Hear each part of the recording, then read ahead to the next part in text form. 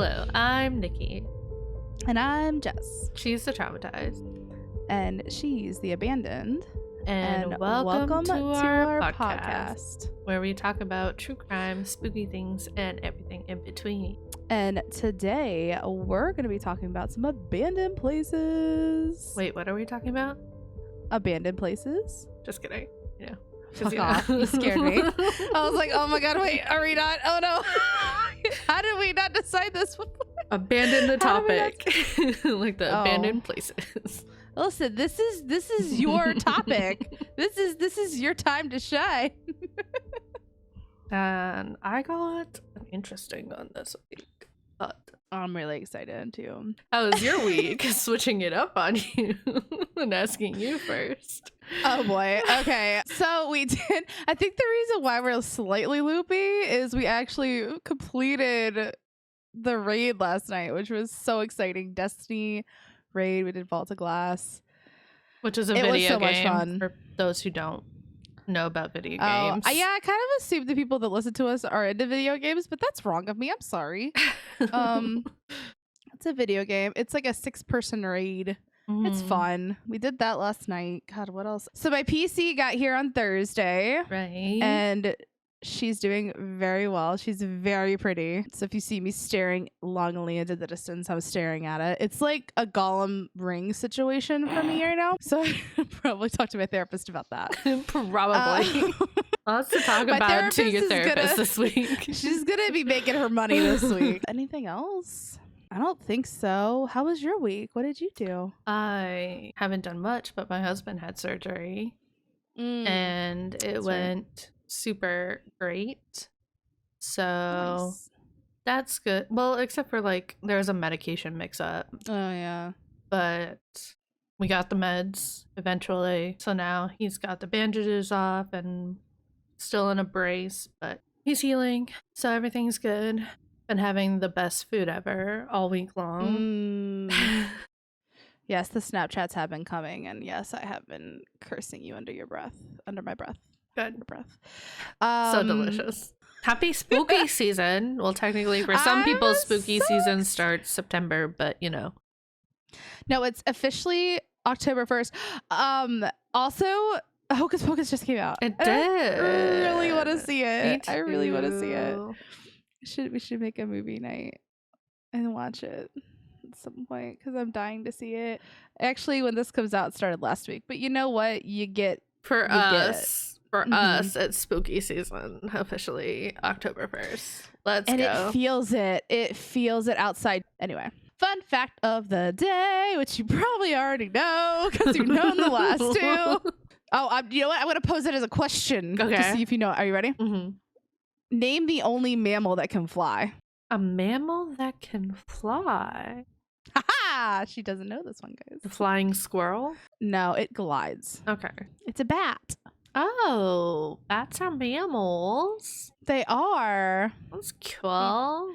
So, yeah, bats are the only mammal that can actually fly. Now I just gotta figure out one for next week that you don't know. Anyway. Okay, so what are you telling me about? I'm so excited. So today I'm talking about the Canfranc Railway Station. Canfranc? Canfranc. Is it French? It is close to France. I was going to say, because that doesn't sound like it would need a ruled R. Canfranc? Do you know what country is next to France? Franc? So it's I'm guessing it's Spain because they roll their R's. Yeah. Yay! 10 points for you in geography. So we're in Spain. At Canfranc Railway Station.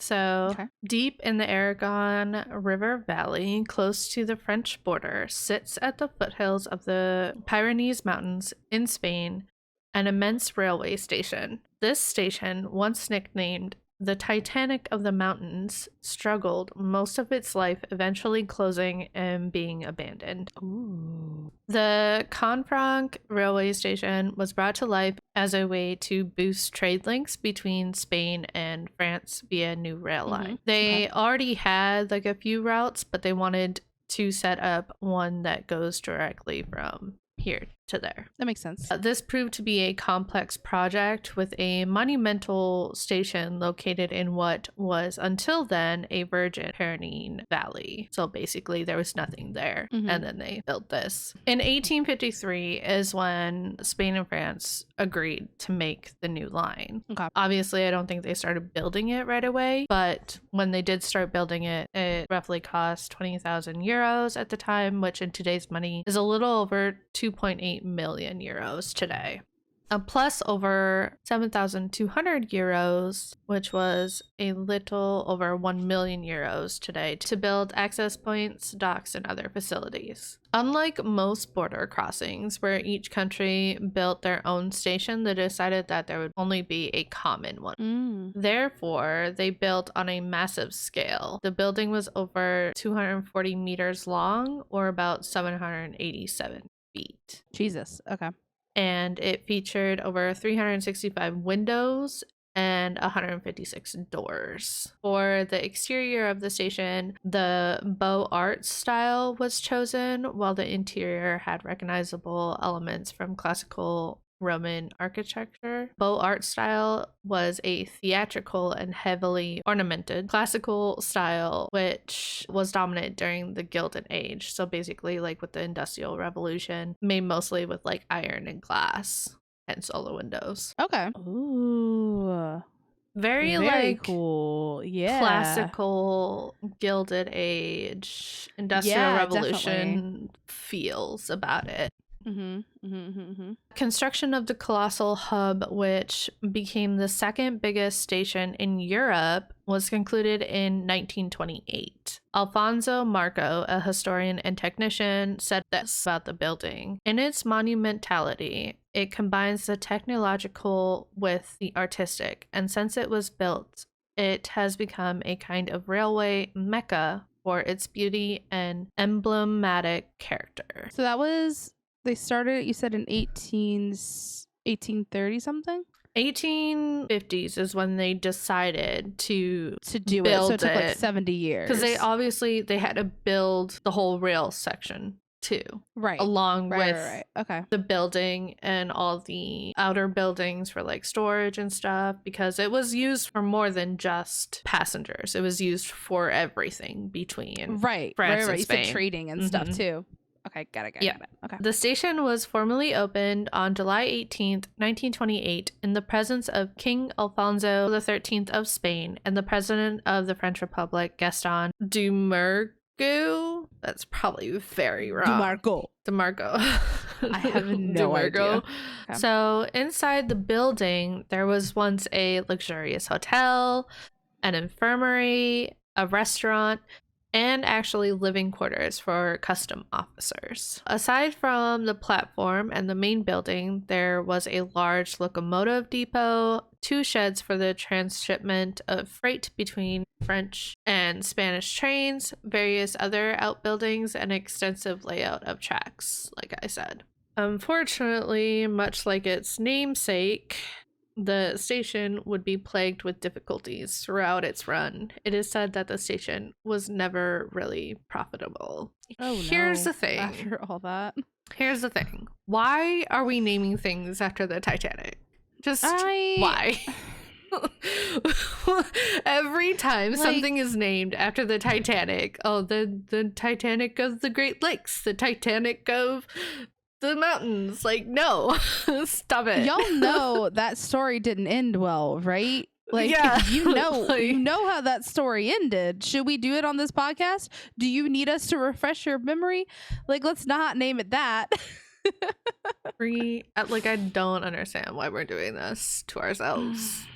I don't either. So I'm actually I have things broken down basically in like broken down things order. Firstly, roughly 3 years following the grand opening, the station suffered a major fire. Okay. The fire started in the lobby and then spread throughout adjacent areas, causing an estimated 3,000 euros in damages. Wait, what started the fire? They don't know.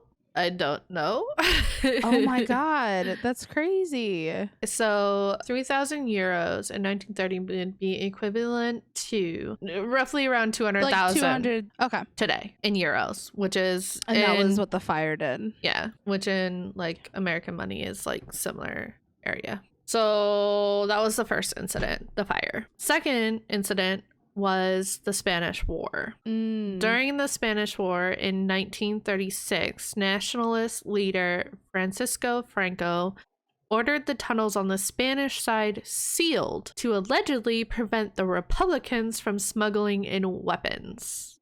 Ooh. However, the station itself remained open. So just like people going that way couldn't go? This really isn't like a thing that happened, but it's just something that the station always dealt with. There was an interesting aspect to the railway link.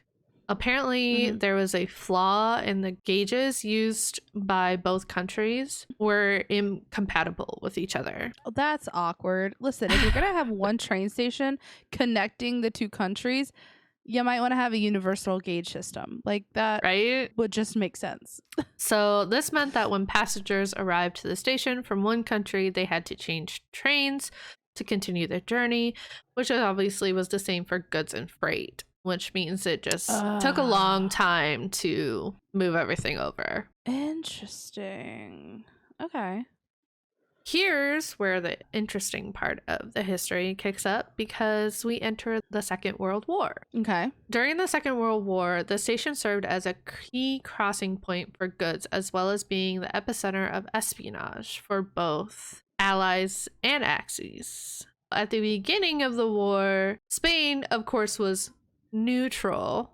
I say that with quotation marks. But at the beginning of the war, the station was used to get Jews out, Allied soldiers. It would also serve as a place for Ally spies to like infiltrate and like do their thing. But at some point, Spain formed an operational agreement with Nazi armed forces because they're totally neutral. The agreement was freight trains carrying mined tungsten, which was used for like shells. I also read somewhere that it was used for the tanks, the outer shelling of tanks. Right? Yeah. Northwood. And in return, grain, like French grain and Swiss gold, was sent southward. Interesting. That doesn't seem very neutral to me. Nope. Passenger services also continued during the conflict, which was useful for a network of spies between Nazi and Spain. Like I said earlier, it also provided an escape route for Jews and Allied forces, but it was said that the Nazi agents were aware of these movements and would frequently seek out to intervene against passengers of interest. Dang. Okay. Basically, it was a big hub for both sides of spies. Allies spies would be smuggling things like in the railway cars and stuff, and then the Nazi spies would be trying to stop it, but not really. After the war, following the war, railway traffic returned somewhat normal. The station found relative stability during the 1950s and 1960s and brought about a period of prosperity for the area. But alas, that would be short-lived. The railway and the station were chronically underfunded, leading to frequent incidences that raised safety concerns. Basically, they didn't keep up with all their safety regulations. We know what happens when you skip corners. Which leads us to the final straw. The station's operations came to an abrupt halt in March of 1970 when a train derailment on the railway line took place. People die. Actually, I don't know if anyone died. I didn't look that up. There's not a lot of... I'm lucky I found the information I found on the train wreck. Yeah. On the French side of the rail, a train loaded with corn slipped on the frozen rails as it tried to climb up the Somport tunnel. The railway workers tried to stop it, find a solution, but the brakes failed. The train hurtled down the slopes in reverse and crashed into the bridge, destroying it. The bridge could have easily been rebuilt by the French, but for some time they had been losing interest in the railway line and refused to rebuild it.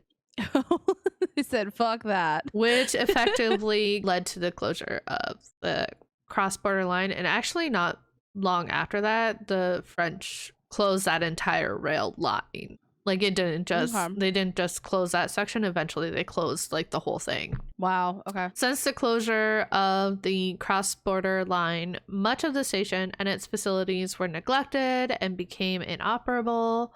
Large portions of the site were overgrown, but the majority of the buildings remain largely intact and could be entered. The main building was re-roofed, but otherwise remained in a state of disrepair and was fenced off and remained closed to the general public outside of guided tours. So I thought the craziest thing about this whole story was the whole Nazi spy thing going on.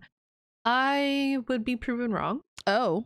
As I was researching, another fact about this abandoned train station came at me out of the blue. This station has been through a lot, from a fire to a civil war to spy networks to Nazi smuggling.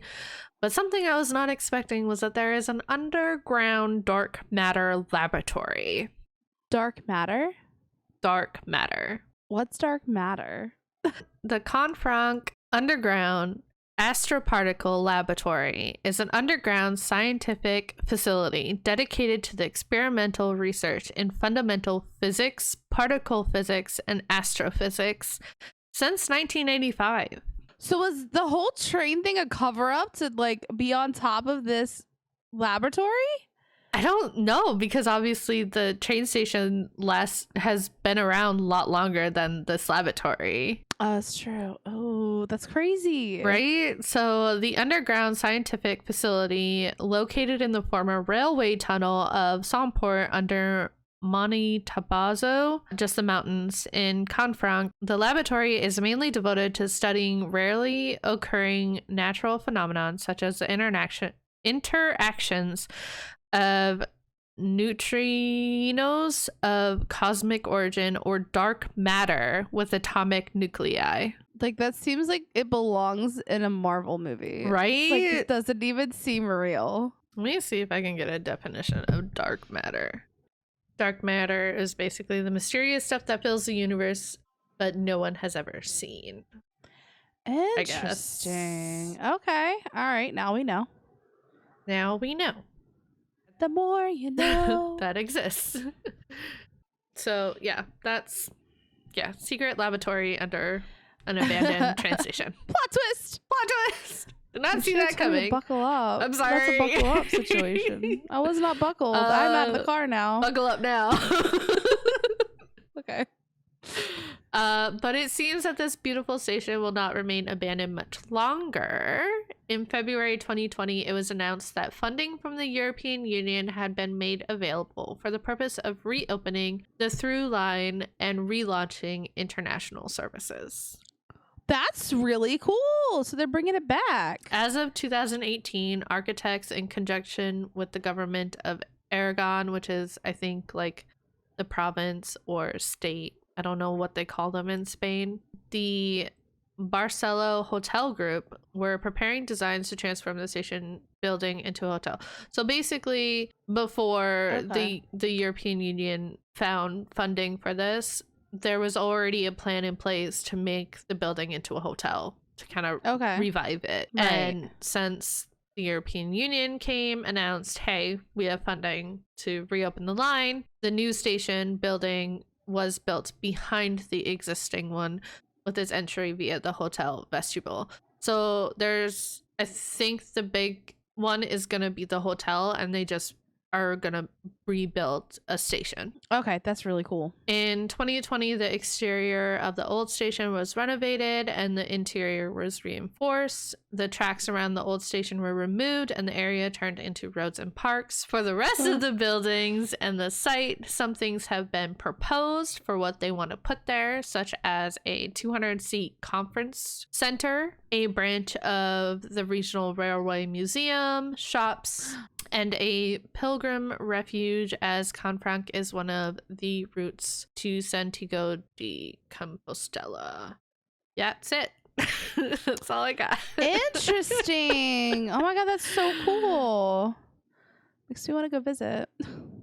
There's a lot of twists and turns. So many twists. And it's being turns. Revived. So I thought that's that was really cool. Yeah, no, that's really neat. We can go visit yours and we can go visit mine. And it'll be great. Because yours isn't too far off. So I'm doing Craco, Italy. Yeah, interesting. Have you heard of Craco? Nope. It is an entire ghost town. Oh wow. Like, it is an entire city that has been abandoned. It's like, here's the thing. My last abandoned place, we did the class action park. Action park. The class action park was the documentary. But don't get me started on that. If you guys haven't watched that, you should go check it out. However, I do feel like I kind of cheated because it's not technically abandoned. Like, it is, like, the park is abandoned, parts of it are, but like they revitalized part of it. This city is completely abandoned. And it is. So, super brief overview of Craco, Italy.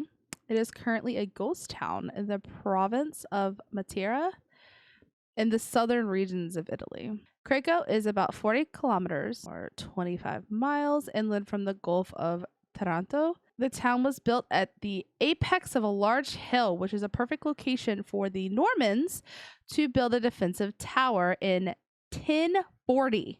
So, as you can see, like, the top of the hill is actually solid bedrock. So the oldest parts of the city were built on solid ground. However, the rest of the hillside is composed of clay. Oh, dear. Oh no. So, as the city continued to grow in the 19th and 20th centuries, buildings started to expand beyond the solid bedrock onto the clay soil. So, due to the instability of clay soil, the town suffered a number of smaller landslides, most notably in 1805, 1857, 1870, and 1933. But each time, the populace did recover and rebuilt. They like never learned their lesson. So the town sits atop a 1,300-foot cliff that overlooks the Cavan River Valley. Absolutely beautiful views. Let's get into the history. Let's crack into some history here. Some tombs that have been found in the city date from the 8th century. 8th century. Which is like crazy to me. Anyways. Mm-hmm. Around 540 BC, the area was inhabited by the Greeks, who had moved inland from the coastal town of Metaponto. The town was originally named back in 1060 AD when the land was in possession of Arnaldo, Archbishop of Tricarco. Again, sorry for my pronunciation. I don't even know where he's from. Who called the area Graculum, which means little plowed field in Latin. Interesting. From 1154 to 1168, the control of the village passed to a nobleman, Erberto, who was thought to establish the first aristocracy in Craco. And for those who need to know, because I had to look it up, aristocracy is like the power of the ruling class. So actually just establish like the classes. Mm-hmm. And that was in 1154. Then in 1179, Roberto de Pietrapertosa became the landlord of Craco. Under Frederick II, Craco was an important military center, and the castle tower hosted the Lombard prisoners who fought against the Holy Roman Emperor. In 1276, a university was established in the town. This is actually really interesting because there weren't a lot of established universities at this time, so this is like a really big deal. Okay. All right, this is going to be some math, so hold on to something. The population started around 450 people in 1277. Okay. And grew exponentially until reaching 2,590 people in 1561. So in less than 300 years, it went from 450 people to 2,500 people. Wow. It's a lot of people. And then it continued to average an additional 1,500 people each following century. So it just continued to grow. By the 15th century, there were 4 large palazzi that had developed in the town: Palazzo Marona, Palazzo Grossi, Palazzo Carbone, and Palazzo Simonetti. Side note, I didn't know this. A palazzi is a palatial in Italy, which resembles like a palace. So by the 15th century, this one city had like 4 like palace-like structures. Like this was a booming town. It had a university. Wow. Stuff was this place was moving. I mean, it's beautiful countryside. Like Then during 1656, a plague struck. Oh no! Not just a plague, the plague. Oh. You With didn't tell me to dying. buckle up either. God dang it. Sorry. The plague. Not any plague, the plague. With hundreds dying, and this obviously reduced the number of families in town. The plague had actually entered Italy in the southern port of Barletta and spread, killing approximately 1,250,000 people across Italy by the time it was over. Wow. Yeah, it did some damage. Wow. That was in 1656. By 1799, with the proclamation of the Parthian Republic, the townspeople overthrew the Bourbon feudal system. So I don't know a lot of history outside of American history because we are American and we don't learn other histories because why would we? I had world history. I didn't know this stuff. I mean, I had world history, but my God, it was in 8th grade. I don't remember that. I don't remember anything. The Parthian Republic was actually short-lived. It was a semi-autonomous republic that emerged during the French Revolutionary War. And so once the Bourbon feudal system was overthrown, the townspeople were then threatened by the Napoleonic occupation. So basically, proclamation came up, the Parthian Republic is taking over. Okay. The townspeople were like, F that, we're going to revolt. And revolted against the Bourbon feudal system. Okay. Go off. Okay. So then the townspeople were starting to be threatened by this new Napoleonic occupation, but that consisted of bands of brigands supported none other by the Bourbon government, who was in exile. So like, instantly started getting backlash from these. Yeah. Well then. They tried. The Napoleonic occupation attacked Craco on July 18th, 1807, plundering and killing the pro-French nobles. Shortly after that, the army of the Holy Faith took over the city, squashed the rebellion completely, putting Craco back under the Bourbon monarchy. Well, they tried. They did. They did. You know, they held out for like 8 years. They did their best. It doesn't help that the army of the Holy Faith comes in and was like, nah. Yeah, I can only imagine what that is like. All this being said, by 1815, the town was large enough to divide into 2 districts.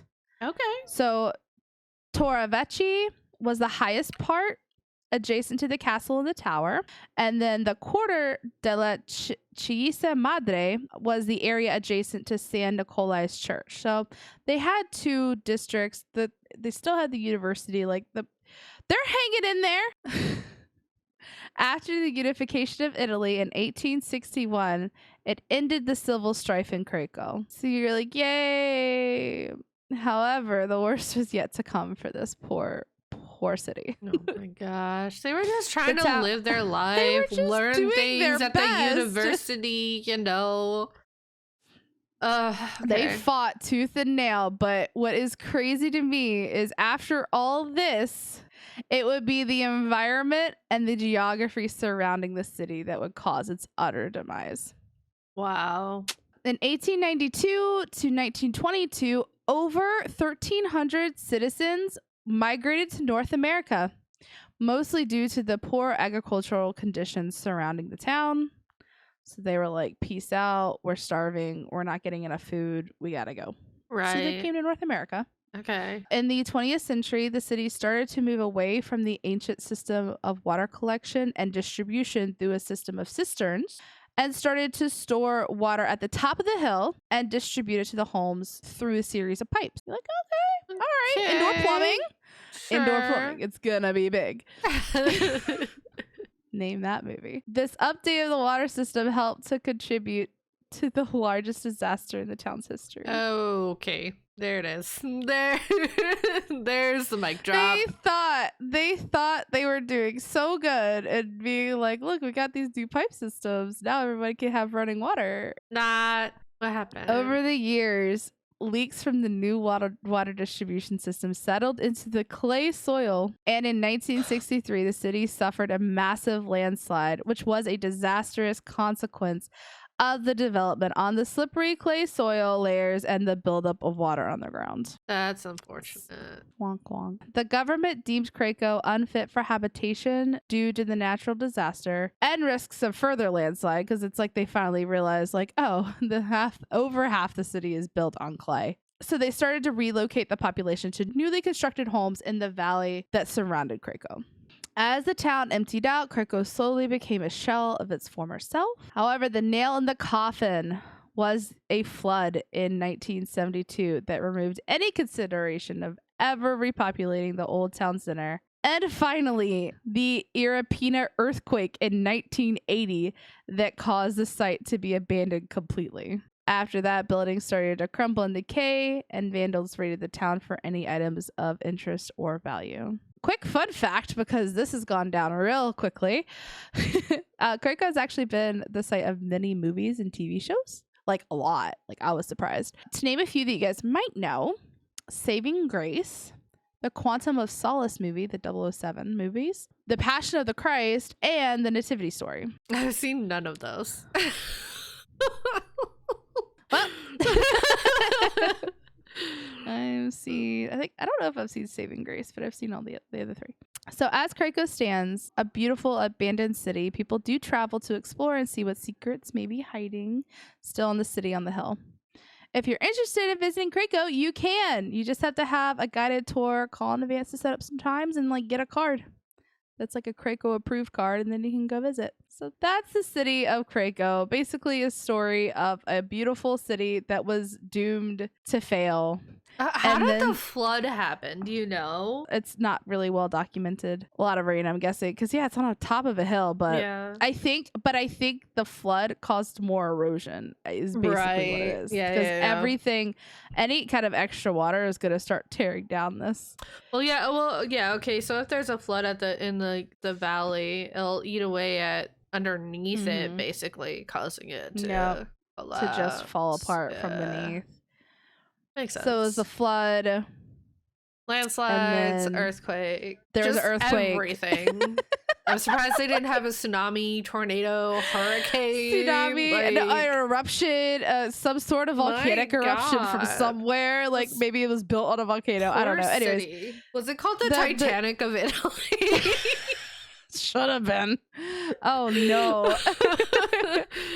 But yeah, it was basically kind of doomed from its beginning. Beautiful city though. It sucks. It had hopes. It had all the high hopes. Mm-hmm. It's the story of Craco, Italy. It's like I said, it's completely abandoned now. You can go do tours if you want, but so fun. That's it for this episode. If you enjoyed the podcast, don't forget to follow the podcast and leave a review. And if you're watching on YouTube, like and subscribe. We're growing slowly on YouTube. It's really fun to watch that. Also, don't forget to check out our real life in-person vlog of us going to a cave. It's on our YouTube. It's super fun. But you can find us also on Twitter, Instagram, and TikTok with our username at TTATA podcast. Also, on all of our social medias is our link tree, which has our email. If you have any ideas, send them to us. Email us. Definitely. Did I get everything? Yeah. Awesome. Thanks for listening, guys. Next week, we're going to be covering some natural disasters. Side note, we also have ideas for spooky times. I think the 2 episodes after our natural disasters are going to be spooky, and we're going to have some fun things. Spooky episodes. Subscribe so you can check them out. And with that, we're going to leave you with this inspirational quote. There is always light. If only we're brave enough to see it. If only we're brave enough to be it. By Amanda Gorman. I like any quotes that like be the light, be your own light. Mm-hmm. You know what I mean? It's like be your own happiness. Very self-empowering. Mm-hmm. Put yourself very much first. So. Always put yourself first, but don't be selfish about it. Does that make sense? Self-care is not selfish. Finding that balance is definitely a thing. Mm-hmm. All right. Thanks for hanging out, guys. Okay. Bye. Bye.